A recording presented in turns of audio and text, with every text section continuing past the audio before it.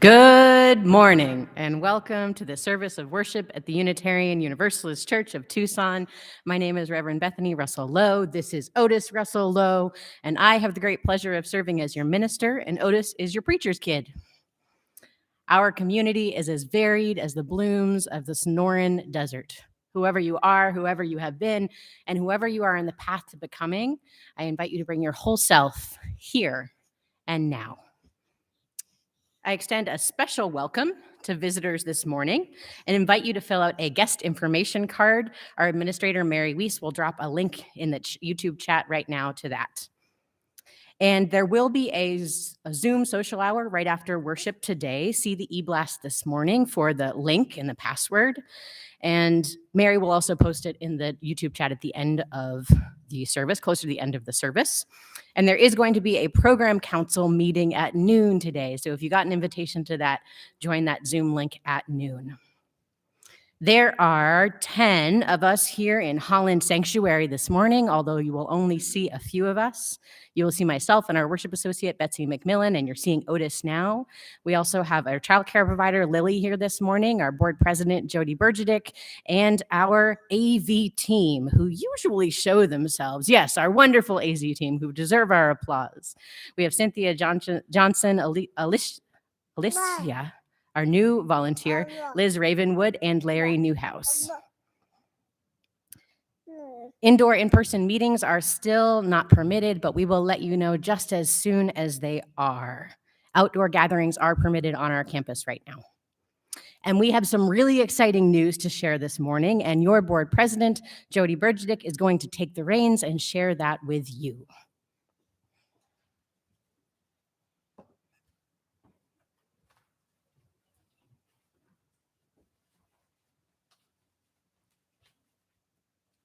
He is a tough act to follow, so that's not quite fair. But anyway, yes, I am your board president, Jody Bergedick, and it's a pleasure to serve this congregation. So I do have big news. Are you ready? We need a drum roll. I wish I would have, but here we go. And this is obviously regards the Holland Project. And yes, ladies and gentlemen, we are over the top. Yay! Everyone that is home, stand up. If you're with someone, have them pat you on the back. If you are by yourself, just do this. It is amazing. As of this moment, we have $261,390. And that's amazing. So I'm going to give you a quote from one of my favorite authors. And it goes something like this. It says, unless someone like you, I'm talking to you, cares a whole awful lot, nothing is going to get better. It's not. And boy, how do you care an awful lot. I'm always humbled to be your president, but think about this, folks. In a pandemic year, when we don't know can we meet today, can we meet tomorrow, can we meet next week? Who knows? You raised over $260,000. This is the sound of my breath being taken away. So I just want to thank the Capital Project Committee team. They've done an amazing amount of work. I want to thank all of our donors. Yes, it's exciting. All of our donors, large and small. And remember how fun it is to be on a winning team?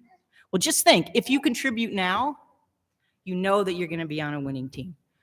So thank you all. And I just want to remind us that we are indeed stronger together.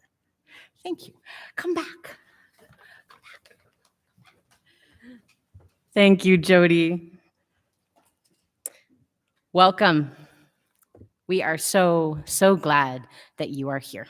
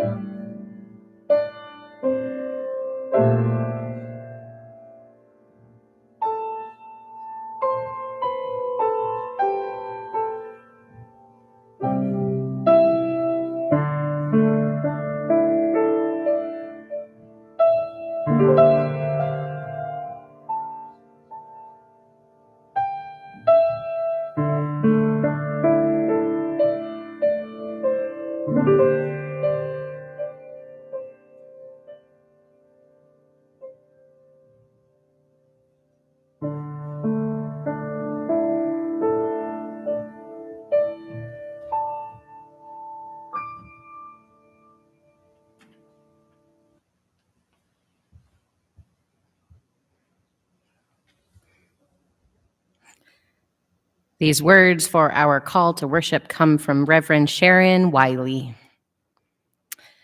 Everything is falling apart, like compost disintegrating, everything broken and failing, turning, transforming. Our world rich with disintegration and possibility. Here is where we come to dream of the garden. Here is where we plant and plan for a new world, new growth, new ways of being. This hour of germination, a time for new life to take hold of us so that we too are made new. We too are turned and transformed. Nourished here by song and story and music and dreams, let us worship together.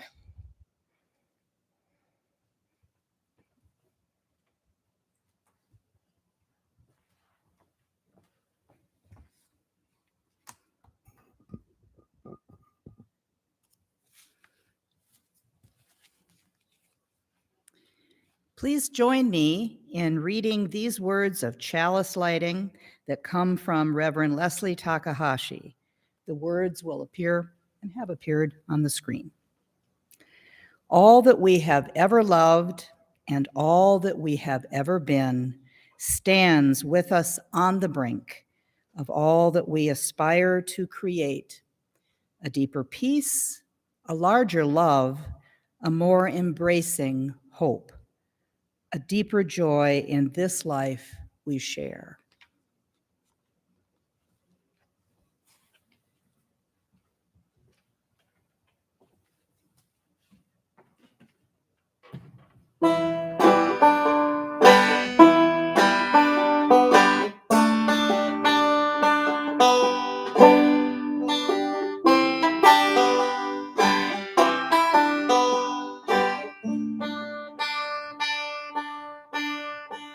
What wondrous love is this, oh my soul, oh my soul. What wondrous love is this, oh my soul.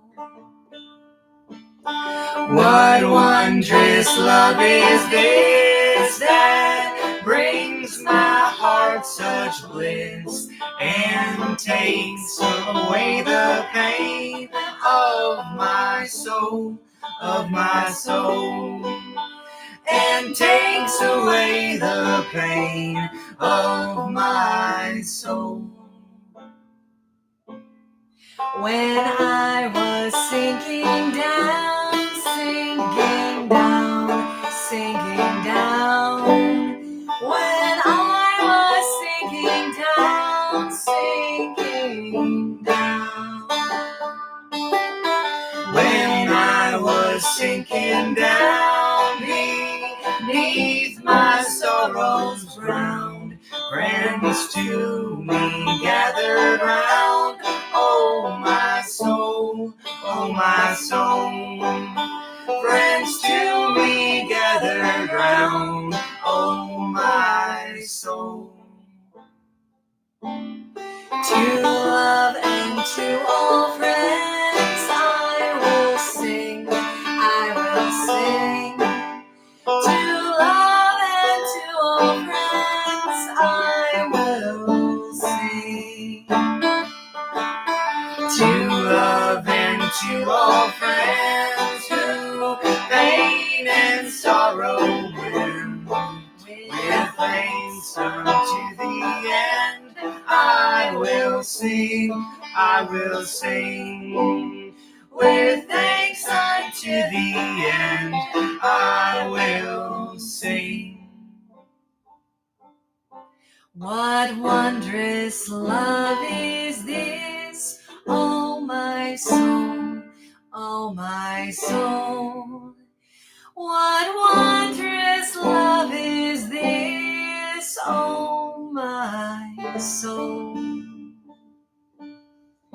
What wondrous love is this that brings my heart such bliss and takes away the pain of my soul,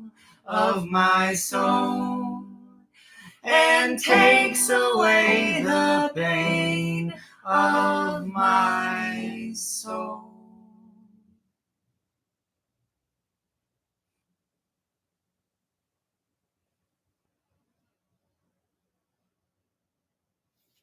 Two Teachers and Tea, adapted by Sarah Conover from a traditional Buddhist story. About a century ago in Japan, there lived a Zen teacher named Nan Lin. One day, a university professor came to call on Nan Lin at his temple. Come in for some tea," welcomed the old Zen master. Leading the professor into the tea room, they sat down across from each other at a small table. The old master sat in silence, perfectly at ease. Occasionally, he smiled at the professor warmly. Other times, he gazed out the window at the enchanting temple gardens. But the professor grew increasingly edgy with the silence. He squirmed. He tapped his fingers on the table mindlessly. He fixed his eyes anxiously upon the door through which the tea should have arrived. Finally, the professor couldn't bear the silence a minute longer. The only thing that came to his mind to discuss was a lecture on Buddhism he'd given at the university. And so, clearing his throat loudly, the professor began a lengthy speech. The old master made a fine audience. He nodded in a friendly way at the professor's most outstanding points and seemed to have a look of unending curiosity. So the professor was encouraged to keep going. After all, lecturing was his business. After a half hour, still no tea had arrived, but the professor thought it might be impolite to bring attention to that fact. He continued with his speech on Buddhism. Nan Lin continued to be the most courteous of audiences. At last, an attendant carried in an elegant tray with a ceremonial teapot and 2 cups for the men. Nan Lin smiled in his relaxed way. In the deliberate manner of a Japanese tea ceremony, he carefully placed a teacup before his chattering guest. Then Nan Lin slowly began to pour the hot liquid into his guest's cup. He poured and continued to pour until tea water ran like a small waterfall over the cup's brim and into his guest's lap. At this point, the professor's lecture came to an abrupt halt. "What are you doing?" he sputtered at Nan Lin. "Can't you see there's no more room in this cup?" Nan Lin looked at his visitor earnestly. "Just like this cup, sir, you are also too full. You have too many ideas and opinions to learn. Please first empty your own cup, then together we can learn something useful."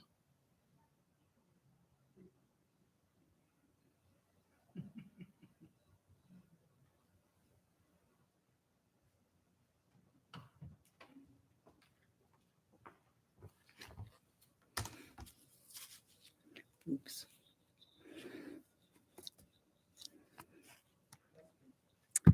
See, my glasses are just like the professor's. Thanks, Jameli.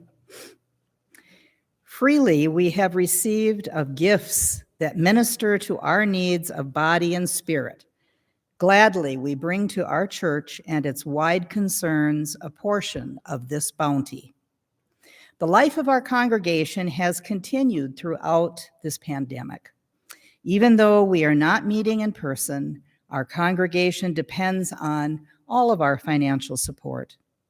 To support our congregation, you can send a check to the office, give online at uuctucson.org/donate, or text 833-361-5796.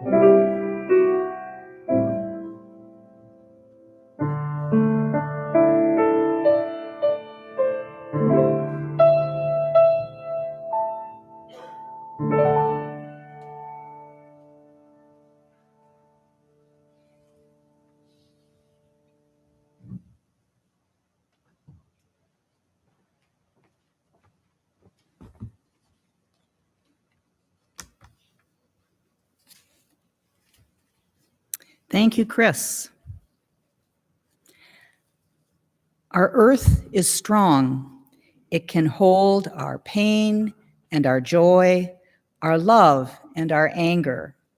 Our shared bowl, which we use for joys and concerns each week, is strong enough to hold the big rocks, our collective celebrations and mournings, and also the smaller stones that will be added to signify our individual joys and sorrows. Today, we are remembering Byron Skinner, a longtime and much-loved member of UUCT who passed away 1 year ago. We who live in the desert know that water is a self-sustaining and scarce resource. Let us remember those desert people who came in the first place. We honor the Hohokam, the Yavapai, the Tohono O'odham, the Yaqui, and the people who no longer exist as tribal entities here in Arizona. Let's remember those who are walking through our desert right now without access to water. We pour water from a plastic jug similar to the ones used by those seeking to assure greater access to water in the desert, like our ministry partner, No More Deaths. If you have a joy or a sorrow to share, I invite you to type it into the chat or speak it out loud wherever you are. As you do that, Reverend Bethany will place pebbles into the water to symbolize the joys and sorrows within our community. The pebbles create ripples of hope, even as we are far apart.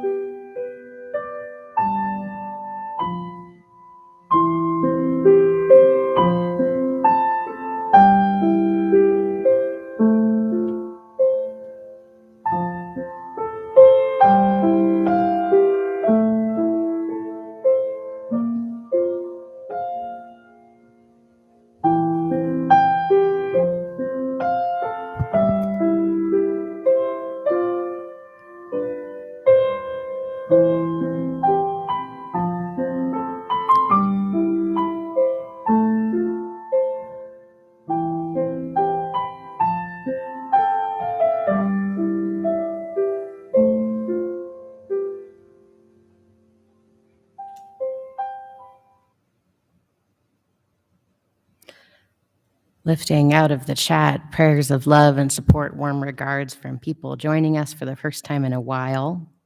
Continuing prayers for Diane Deho, Marilyn, Ariana, Jerry, Vicky, and all who are still struggling with COVID.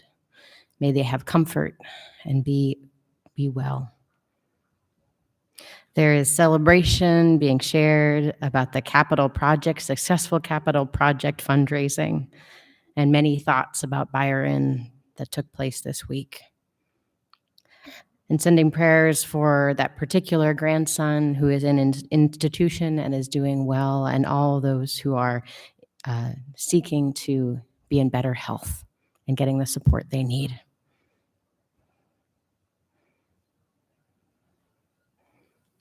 These words of prayer I have to offer you this morning come from Reverend Elizabeth Wynn, titled, For when I really don't want to learn this, I invite you to think about a time that you have gotten stuck in your learning, or when you had become stubborn in your knowing. Maybe there is something you are stubbornly stuck on right now. These words are for that place, that time, that feeling in all of us. Spirit, I would really rather not learn this. Didn't think I needed to. I thought someone else could do it. Thought a leader was coming to do it. Thought the young people could do it, or the elders could do it, or the professionals. Or I don't want to learn it because it means letting go of something I hold dear. Letting go of being someone who knows the answers. Letting go of being someone who doesn't know. Letting go of the way I see the world. Letting go of how I might have to change. Letting go of certainty, of logic, of facts, of control. Of the myth that you can live on this earth and not harm. Or the myth that I can't learn anything new. Help me to learn it, please. And then help me to live what I have learned and do right by the gift of being taught. May it be so for me, for you, and for us.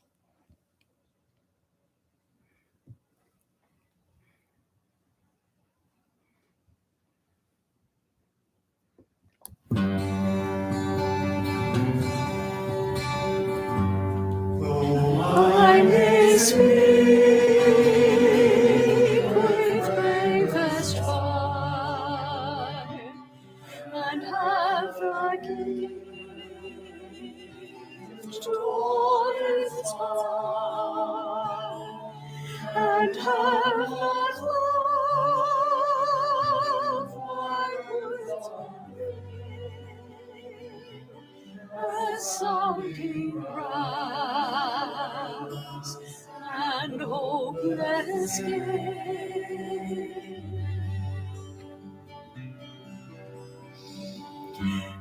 Though I may give all I possess and striving so, my love profess, but not begin, my love will the prophet soon strangely thin.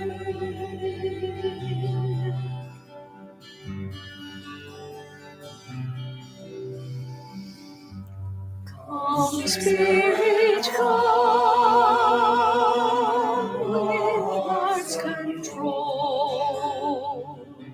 Our spirits long to be made whole. Guide inward love, guide every day. By this we worship and are freed.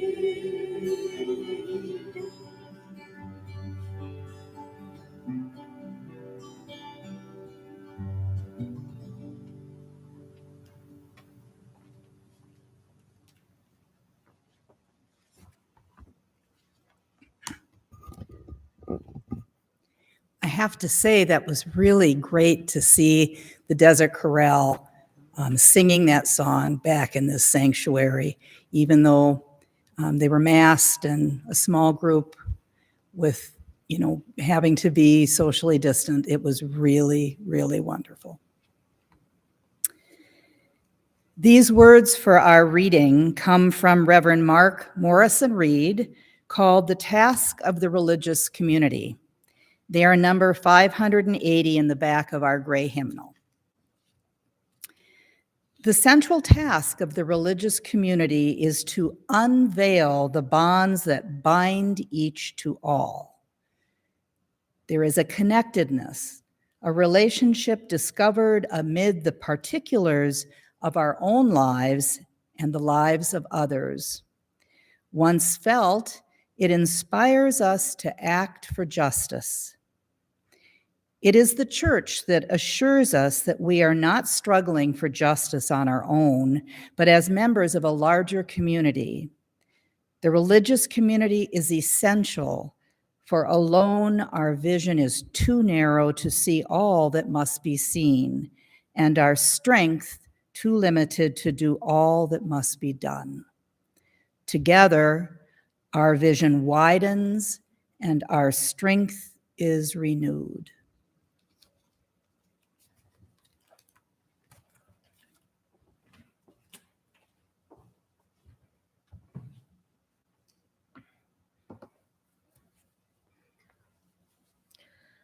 I'm no professor, but that story about the overflowing tea hits a little close to home. And at the risk, the certainty of getting my tea all over the place, here are roughly 17,000 words for your morning.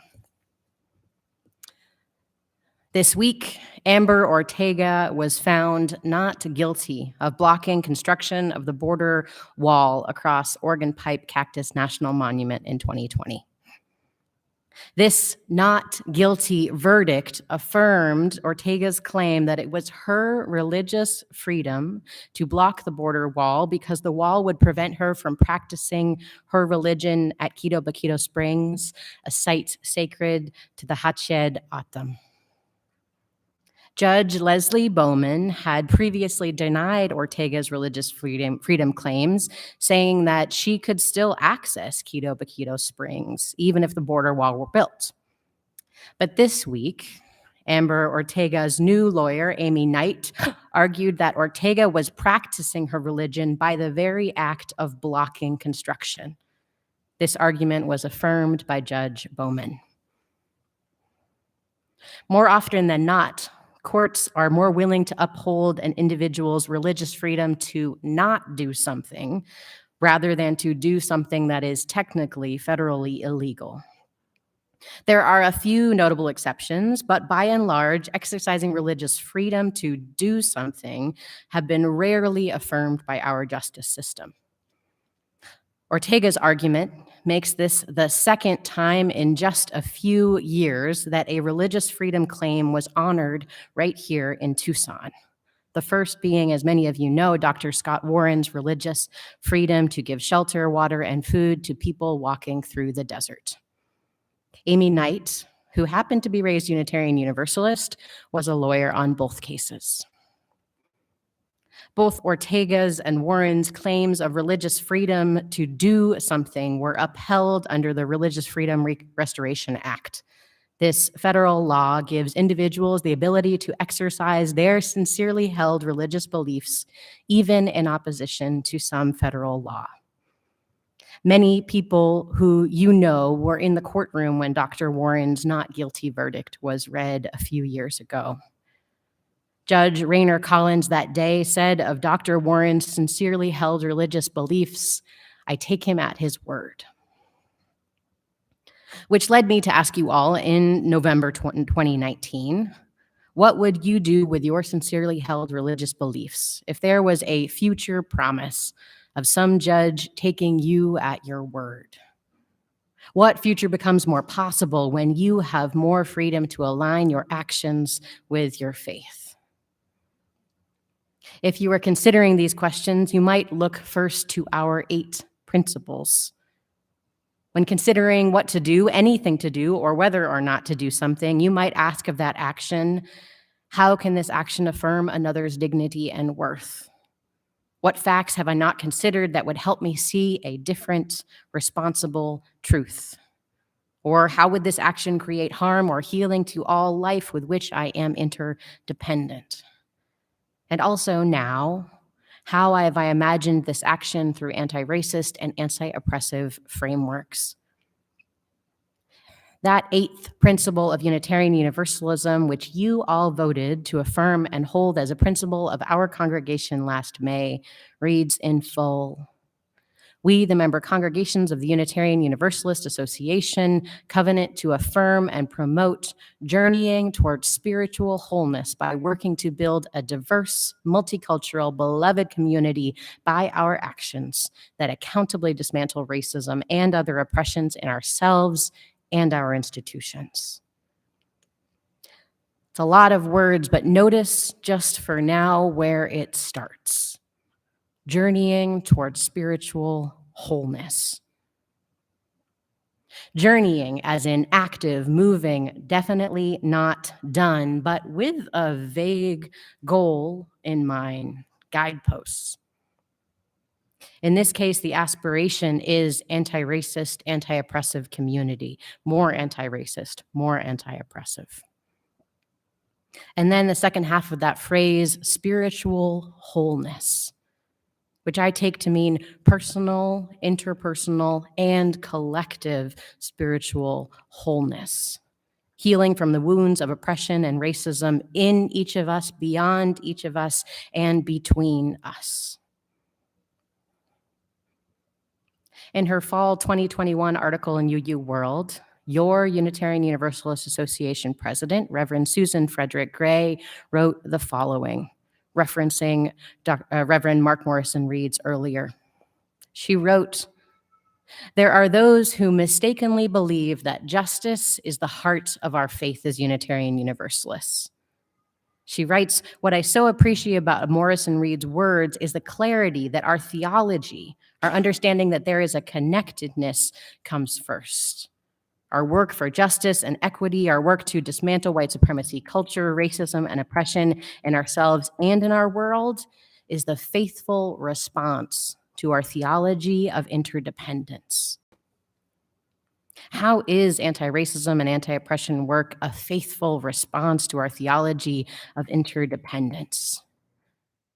Here's my best answer. If we act to dismantle oppression for someone else's sake alone, it could become saviorism. If we act to dismantle oppression for our sake alone, it could become selfish. If we act to dismantle oppression in and beyond us and between us, then it could lead us to collective liberation from the oppressions of our world. It takes all, you inside, beyond, and between. Aboriginal activists in Queensland, Australia in the 1970s said, "If you have come here to help me, you are wasting your time. But if you have come because your liberation is bound up with mine, then let us work together." And you heard earlier Unitarian Universalist Reverend Mark Morrison Reed's words, "The central task of the religious community is to unveil the bonds that bind each to all. There is a connectedness, a relationship discovered amid the particularities of our own lives and the lives of others. Once felt, it inspires us to act for justice. It is only when we act for collective liberation that we are truly acting for justice." The journey towards spiritual wholeness through anti-oppression and racist actions, which is now ours to live into alongside over 130 other Unitarian Universalist congregations, is both personal and collective, for the people and for the relationships. There is so much to heal within, among, and beyond us. Working to uproot the white supremacy culture norms of the United States culture is part of the journey towards spiritual wholeness.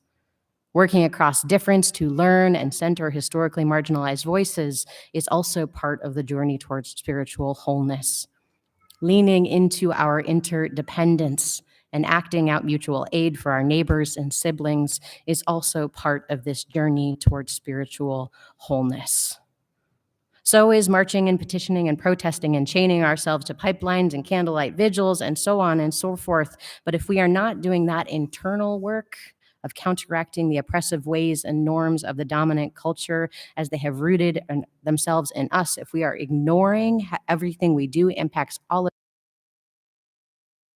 internal and personal work of anti-racism and anti-oppression, then we are ignoring the root of justice. How will we know we are doing the work of anti-oppression and anti-racism? Imagine with me for a moment, someday in the distant future, that there comes a moment when you had to act out your faith. And when the time came, perhaps in a court or a court of public opinion, for you to defend your actions, which contradicted federal law or some norm, how would someone else be able to know that your actions arose out of your sincerely held religious beliefs? Would anti-racism and anti-oppression or collective liberation be part of your defense? And would honoring the dignity of all people be integrated into your action? Would you have acted out of a place of interdependence with all life? How would you know, and how would they know? Because saying, I just try to be a good person, might not be enough in that moment. You will need to show what honoring dignity looked like, is like. Saying, I'm not racist, might not be enough in that moment. You will need to demonstrate an awareness of the white supremacy culture that is woven into your thoughts and actions, which you acted to consciously uproot. In Dr. Warren's defense of his religious freedom claim back in November 2019, he talked about how he honors the remains of a body when he comes across them in the desert. He turns the direction that that body was facing, that person was facing when they were last standing up. He touches the ground. He makes a sacred moment of this, and he remembers that this does not have to happen. The blessing and the challenge of Unitarian Universalism is that we do not tell you what to believe or how you must act. We affirm shared values and leave the discerning up to you. We celebrate the diversity of thought, perspective, and action, and we know that we are bound together by the roots of our shared principles. The eighth principle, which calls us to journey towards spiritual wholeness, is our challenge to take up. It is ours to help us investigate how we as individuals and as a collective can move further along the path towards being less oppressive, less racist. The goal is not to shame or conform to any one way. The goal is to get free from the oppressions that bind all of us, recognizing that oppression causes us harm if we are the recipient of it or the upholder of it. The work of anti-racism and anti-oppression in this congregation now, because of that principle, is not optional. And not only because it is just a principle, but because our collective liberation from all that binds us, from the impacts of racism and all other oppressions, depends on all of us doing the work. There is something you and I and we can all do to become less racist and or less oppressive. You do not have to do the work perfectly, but you do have to let the lenses change of anti-racism and anti-oppression change your behaviors, your actions. Reverend Megan Foley, inspired by Reverend Teresa Ninan Soto, wrote the reading I will end this 17,000 words with. She writes, Unitarian Universalist minister Reverend Teresa Soto wrote, all of us need all of us to make it. I want you to get used to these words. Make them your prayer. Say it with me if you will. All of us need all of us to make it. In a world where some of us are targeted for struggle and brutality, where others of us benefit and flourish, we pray, all of us need all of us to make it. In a world where powerful people of ill will and indifference make us fearful for our safeties and our futures, we pray, all of us need all of us to make it. In the excruciating space that lives between seeing and naming and hearing and changing, we pray, all of us need all of us to make it. Make a picture in your mind of someone you aren't very happy with right now. Look at their face in your mind and pray. All of us need all of us to make it. May we inscribe these words on our hearts and let them change all that we do. Blessed be, amen, and may we make it so.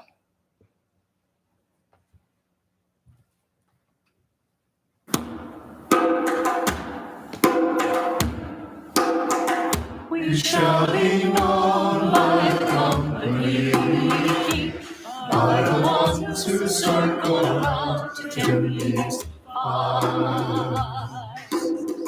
We shall be known by the ones who sow and reap the seeds of change and life from deep within the earth. It is time now. It is time now that we thrive. It is time we lead ourselves into the well. It is time now, and what a time to be alive. In this great turning we shall learn to lead in love. In this great turning we shall learn to lead in love. We shall be known by the company we keep, by the ones who circle round to tend these lives. We shall be known by the ones who sow and reap the seeds of change alive from deep within the earth. It is time now. It is time now that we thrive. It is time we lead ourselves into the well. It is time now, and what a time to be alive. In this great turning we shall learn to lead in love. In this great turning we shall learn to lead in love. In this great turning we shall learn to lead in love. In this great turning we shall learn to lead in love.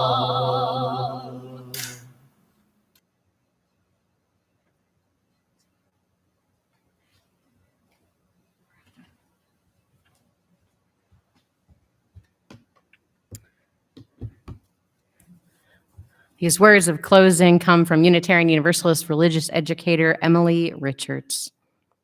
May you leave this time together changed. May the promises you have made to yourself about who you want to be feel closer to the reality of who you are right now. May you share that feeling of transformation wherever you go. May it spread into every word, deed, thought, and interaction until we are all changed, transformed, and transforming together, becoming our better selves. And will you join me now in the words of extinguishing our chalice as Betsy extinguishes it? When we take fire from our chalice, it does not become less, it becomes more.